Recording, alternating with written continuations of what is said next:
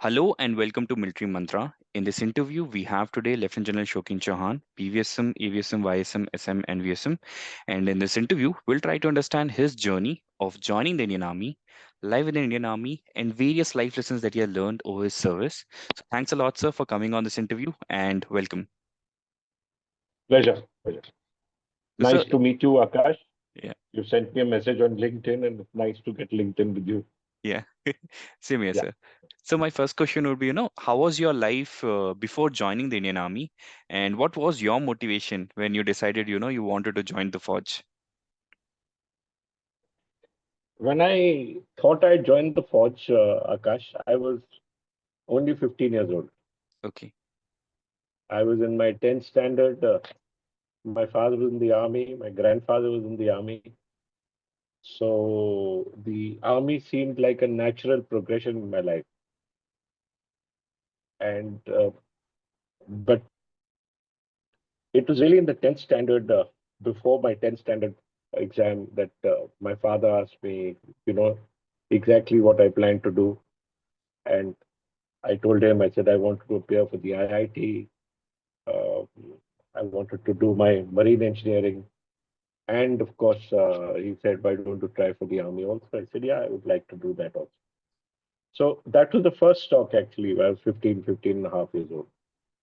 And after that, during my 11th standard, after my 11th standard finished, in fact, it was December 1974 that I planned to appear for both my IIT and the NDA. Okay. Talking of May 1975. Mm-hmm.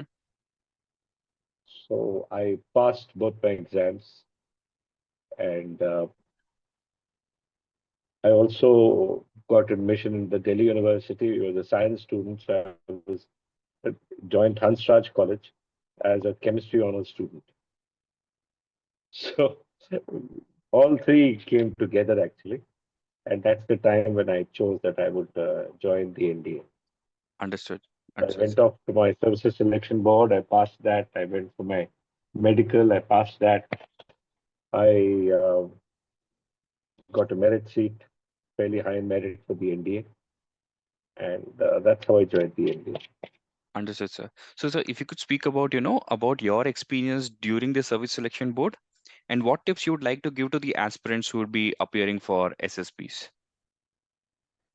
So, you know, it was my first chance. I had to appear only once.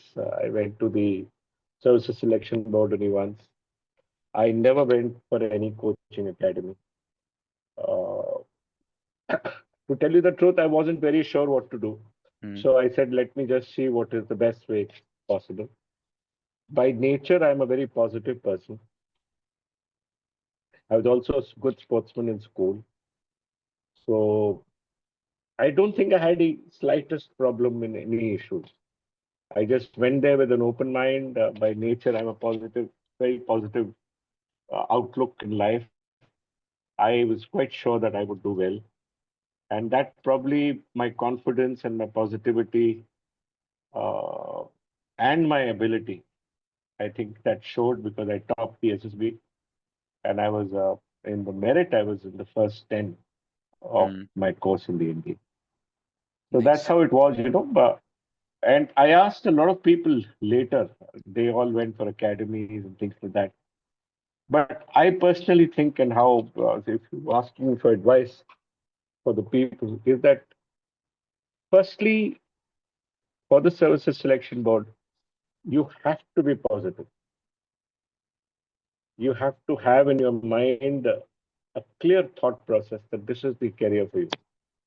Because if you are slightly off center and you're selected and you don't like it in the NDA or don't like it in the army, you'll always be a misfit. Mm, And an organization like the army, if you're a misfit, you can't possibly do well because you're leading people into battle. understood. So this was my personal example that no matter what you do, you first have to be clear what you want to do. Mm, And The services selection board is my time, it was a 5-day affair. Uh, they are trained to take out the thoughts in your mind. The psychologists and the group testing officers are trained to see how you react to certain situations. So no matter how much training you might go and do in an academy, the group testing officer and the psychologist will be able to make you out. And Understood. then there are three separate, inputs. One is by Mm, the psychiatrist or the psychologist. The second is by the group testing officer, and third is by the president or the vice president of the board. All three give separate gradings to you, and then there is a conference where you discuss, and any one of the issues where there might be a doubt on you can stop your being, there are some qualities which are simply not acceptable. And supposing somebody has noticed something in you, because you can't hide your personal, mm, and a 17-year-old boy can't hide his personal, psychology. You're not trained to hide yourself. got it. So I personally feel if it is for you, it is for you. Mm, Train by all means, physically, make yourself fitter. But more than anything else, you have to train your mind. And I found amongst my course mates, later I was an instructor in the NDA, that the young cadets who joined the National Defence Academy are all very positive in their attitude.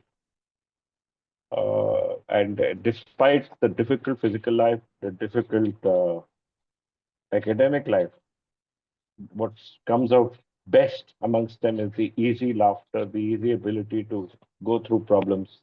And that I think is the main thing in the armed forces is that mm, don't join it if you expect a cushy life. You're not going to get a cushy life. Don't join it if you think you're going to get a lot of money. You're not going to get money. understood. Join it because you love that life. Join it because you're a natural leader. You're a natural positive person, Understood. and you will enjoy your. Like I have finished 40.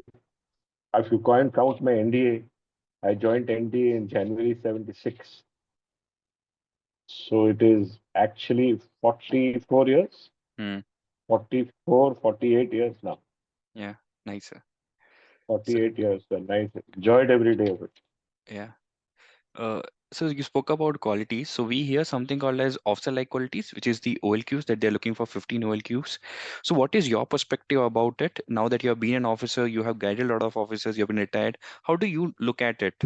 Can this be developed? How can it be developed? I have also been an instructor in the NDA. Okay. You know, Mm, officer-like qualities is exactly that. Officers. What would you like to see in an officer? He must have intelligence. He must have adaptability. He must be positive in his attitude. Must be forgiving. Must be able to take a lot of physical effort, mental pressure. All these issues form a part of that officer-like qualities. And it is these officer-like qualities, Akash, that we judge our cadets on, we mm, judge our officers on. Only thing is, once the officers, they call them officer qualities, OQ. While you are in the NDA or pre-joining the NDA, they are OLQs. But once you join the army, and we are judging you, we're judging you for your potential, we're judging you for your capability, we're judging you for your demonstrated performance.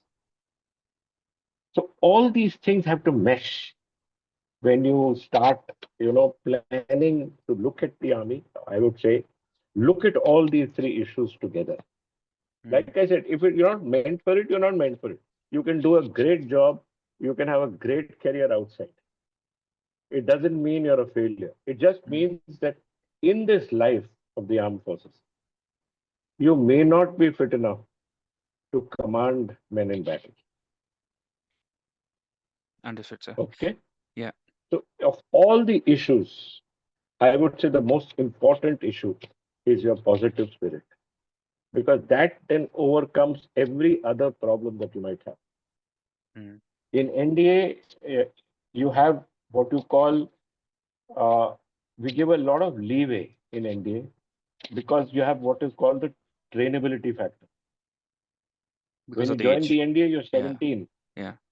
So, and we are getting 3 years to train you. 4 years to train you. When you join the IMA, the trainability factor is lower because you have only 1.5 years with them. Join the OTAs, you again have only 9 months with them. So based on your trainability factor, also there's a lot of forgiving in the various different kinds of aspects that we look at. Hmm. But everything aside, the most important thing is the process of being positive during difficult times. Hmm.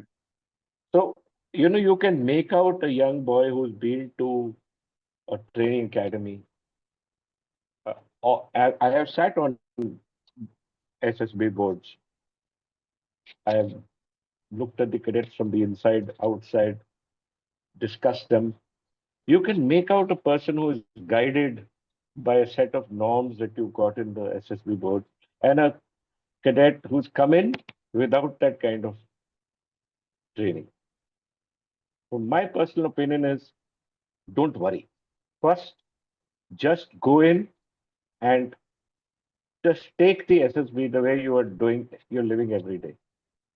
And you will find that if you're meant for it, it will be a breeze for you. Hmm. Okay. Understood, sir. So this is my advice all the time. Anyone who comes to me, and so many of them come to me, I only work on their ability to be positive. And if I see Hmm. that boy being negative, then I change his thought processes by telling him, beta, why don't you look at this issue this way instead of this way? Hmm. I had one boy who came to me, he had failed 4 times Okay. in the SSB. Mm-hmm. And I said, okay, just narrate one photograph I gave him. I said, narrate a story on this. So he narrated the story, but he made it a story. I was looking for something else. I was looking for hope. I was looking for victory. I was looking for challenges. Mm-hmm. I was not looking for a story. So when he told me this has happened and that ship went into the rocks and then it broke and then the people came out and then they died. But that's a story because he thought maybe they had to make a story. Yeah. What we were looking for is have those people survive, Hmm. even if a ship is facing rough waters in difficult place, in difficult seas. You are looking for a person who is looking at that ship to have conquered that. So firstly, you're looking for victory because victory is the most important thing, the Hmm. way you look at life, right? Second thing is that even if a ship breaks, you will still survive. You're looking for survival abilities, you're looking for positivity, you're looking for victory there also, and finally conquering the place. Hmm. So the issue is that whatever you do, change your thought process if you're looking at something negative, because no one wants to listen to a story. We are just looking to see whether these qualities come inside your mind or not. Hmm. You Understood, got sir. it, Ashok? Yes. So because I am one of the lucky ones. I've seen it from inside, outside, mit, trained these cadets, discussed it with the psychologists. Certain cadets who came to the NDA, we used to have a follow up with the psychologist. Hmm. That could we see his files? Hmm. How did you pass him? How has he done? Okay. Yeah. And based on that, we would then correlate what Hmm. was his demonstrated performance and what was his potential. And you have to correlate that so that the psychologist can then take those lessons away Hmm.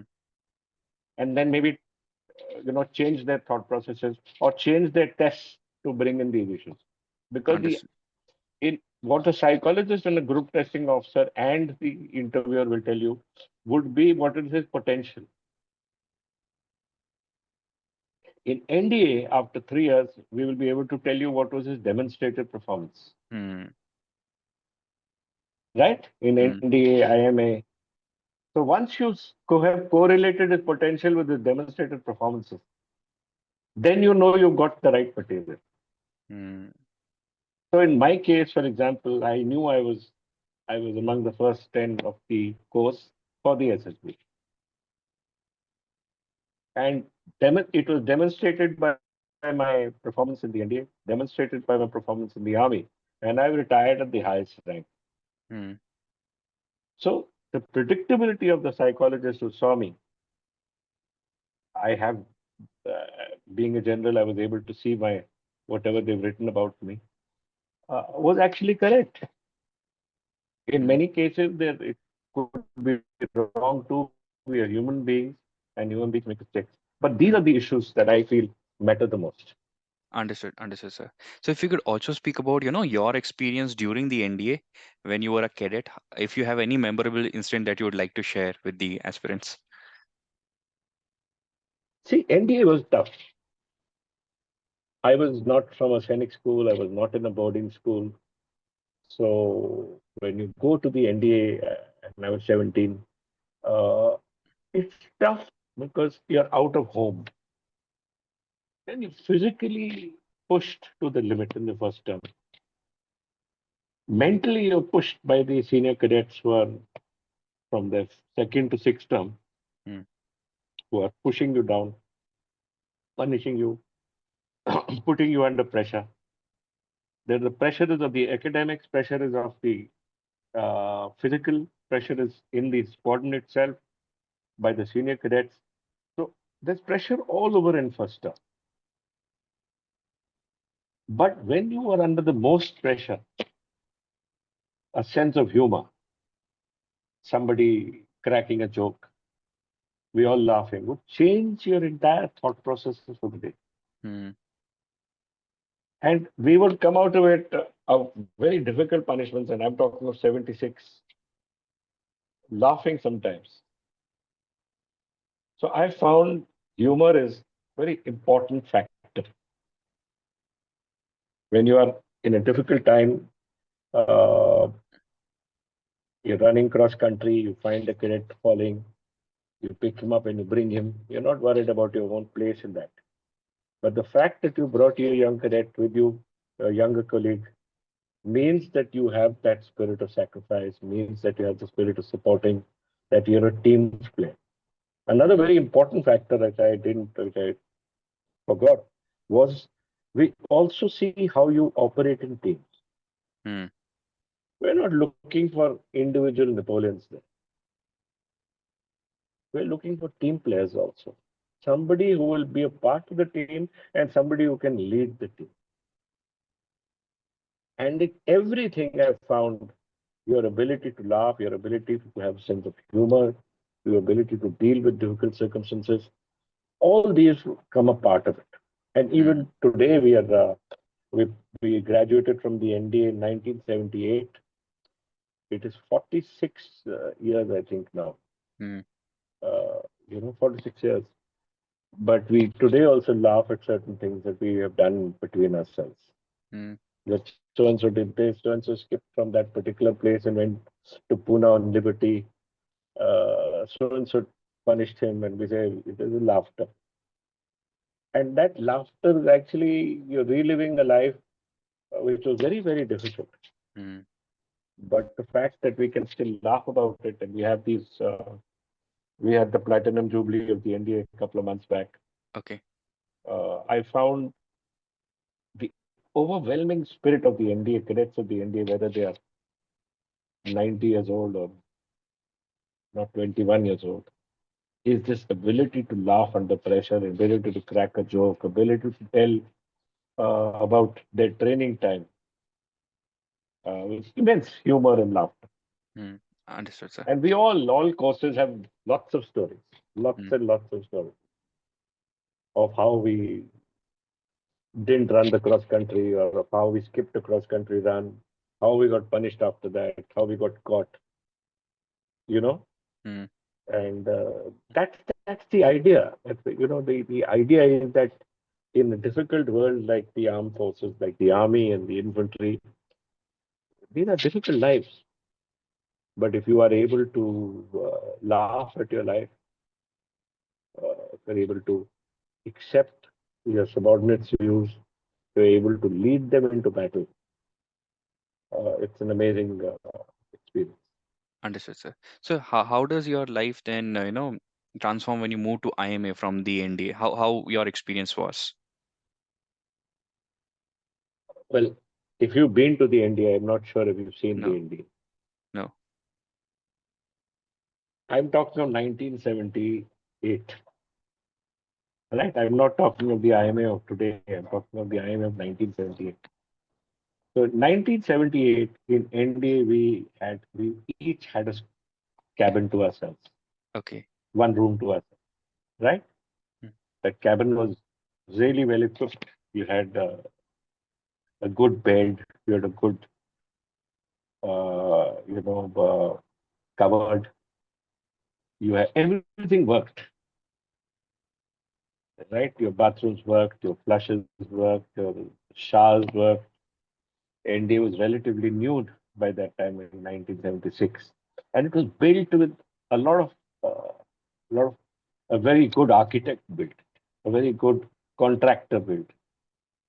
That's why the buildings, even today, it was made in 1958, 57, 58, still shine. Whereas the IMA, when we went, we had to share a cabin or to share a room with somebody. We were living in the barracks, old World War II barracks, prisoners of mm, war barracks. They're nothing compared to what the ND was. So the ND was a five-star hotel. IMA was like a single star in Karol Bagh. mm, It was like that, but it was fun. You had all the issues along with it. There was nothing compared to what we were. Our life was in NDA. But if you've been through 5, 6 terms in the NDA, then that 2 terms in the IMF for us is a breeze. mm. And you know you're getting commissioned as an officer. So you know you're going to lead men in battle.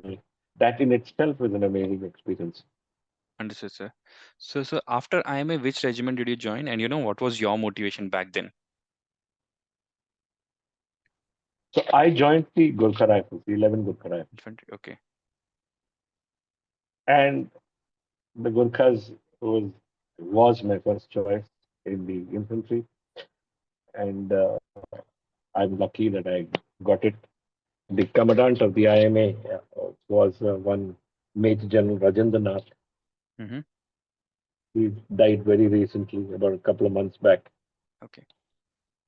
He was very fond of me, and he told me much in advance that you will join my regiment, whatever he may have seen in me. So I was very happy to join the 611 Gurkha Rifles. Uh, we were blessed to be amongst very good officers there. My immediate senior was also retired as a lieutenant general. I retired as a lieutenant general. My junior is the current chief of defense staff, Anil Chauhan. So we were lucky. Sometimes you need luck. I was extremely lucky to have a great friends, wonderful super achievers, Mm, and we pulled each other up through the difficult times of our career in the army. And till today, we are the best of friends. Till today, we meet and we laugh. We've been in battle together. I don't think I could have had a better time. understood, sir. It's the most amazing experience. It's also that we formed a team. We formed a winning team.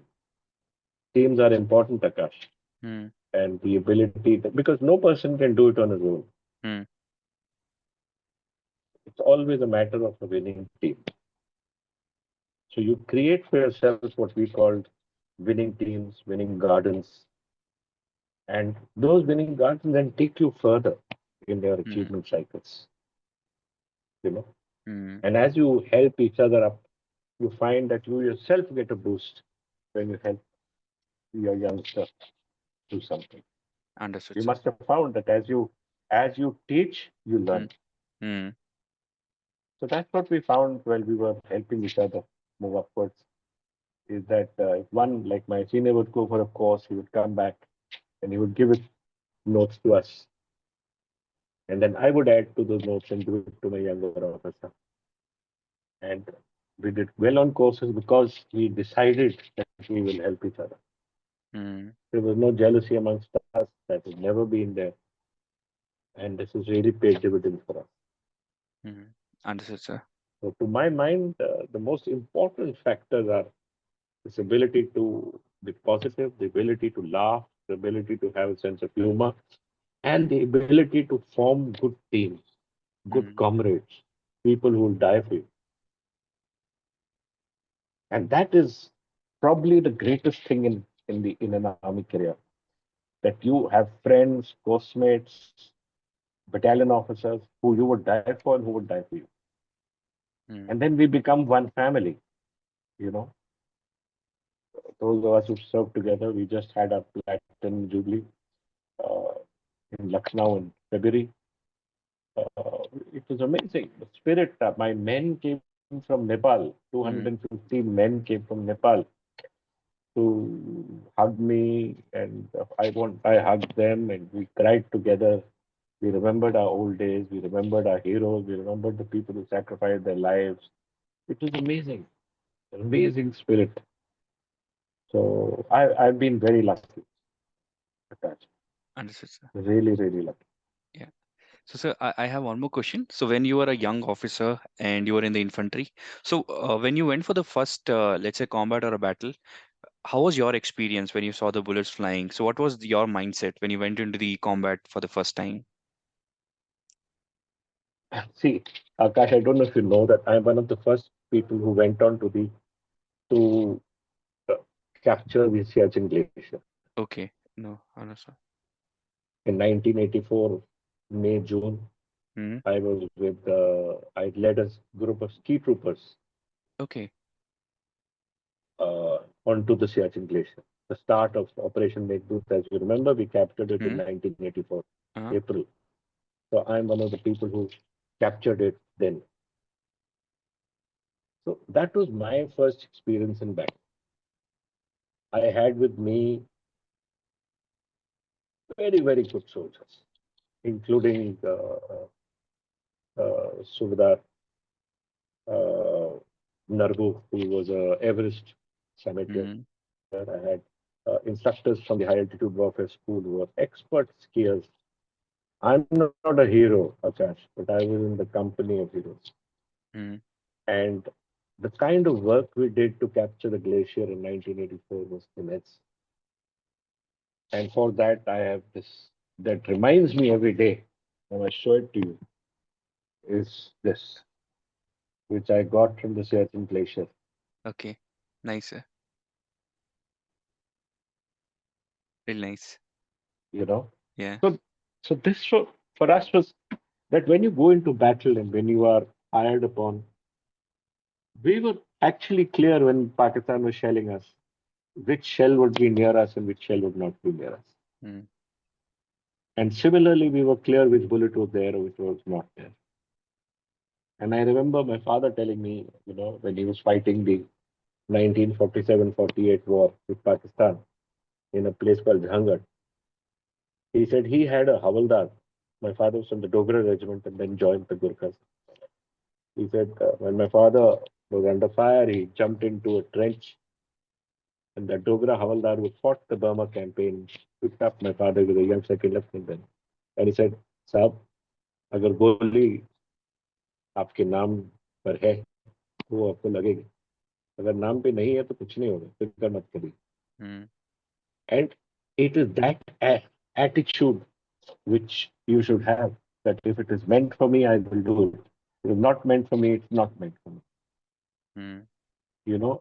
It's an attitude which carries you forward because it gives you great courage. Because under fire, everyone is scared. Mm. Everyone's scared of battle. Everyone is scared of being injured. Everyone be scared of being killed.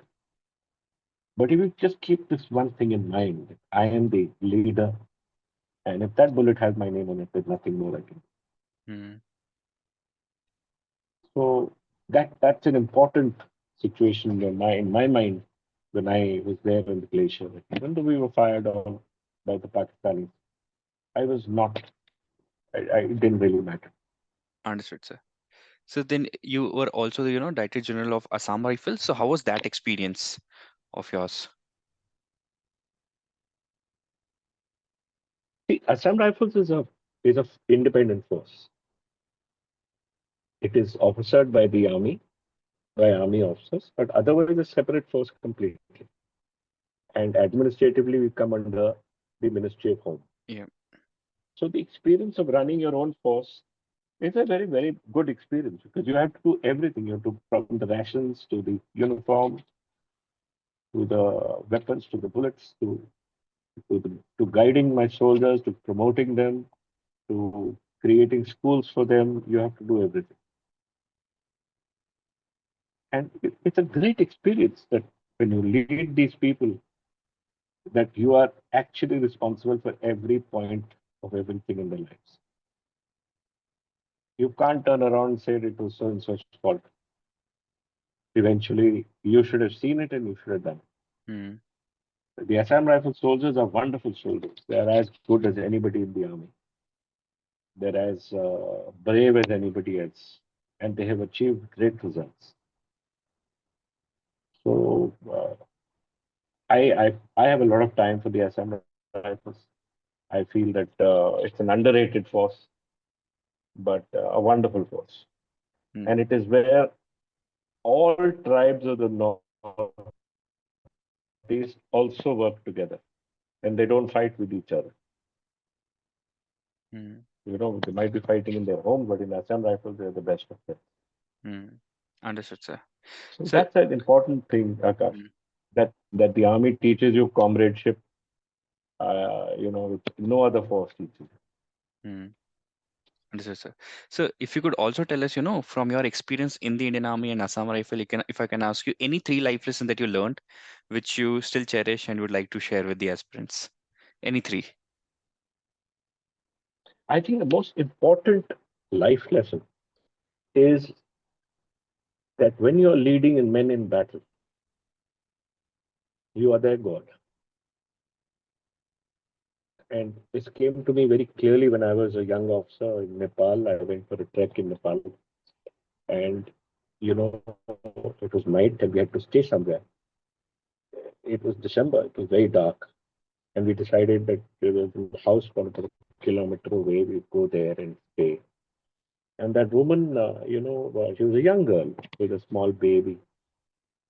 Uh, she welcomed us. They just had one room. Her husband was also in the Indian Army. He was a soldier. He wasn't there. Next morning, when I asked her, I said, younger sister, Baini, were you not afraid that, two strange men came to your house? Because I'm sure I could not have walked inside anybody's house in Delhi or any place in India, any city in India, and asked for a place to stay at night.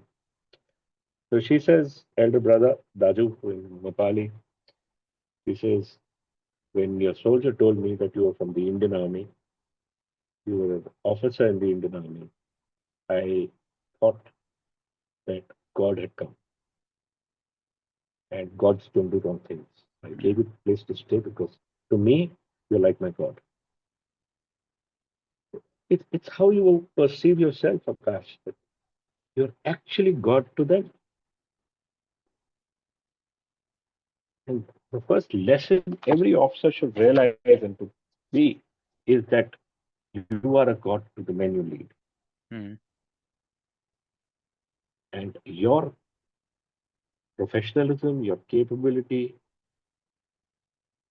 will depend on these two things will depend how many men you lose in battle or you don't, or who survive when you gain the victory. And I was leading my men in Kashmir. I was a colonel at that time in 1999, 2000. And one soldier told me when we had lost 3 men, he said, Saab, you are my commanding officer. I'm going to follow you, and on you will depend whether I live or die. And you must be the best. So when a soldier tells you that look, my life is in your hands, you don't want to make a mistake. Mm. And the third thing was, I had taken my unit during the super cyclone in in Orissa, Okay. and We were there during 1999. We'd come back from the Op Vijay, which was being fought in Kargil. And as we reached a place called Barrackpur on, I think it was 26th or 27th of October 1999. No, 2000, I think it was. 1999, 2000.